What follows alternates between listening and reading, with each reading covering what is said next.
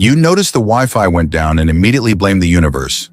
But the real culprit was the cable your dog chewed into confetti, completely ruined. Luckily, there's a simple, quick repair that works without any connectors. Just make the right adjustment and the Wi-Fi comes back like nothing ever happened, saving you stress, time, and your day.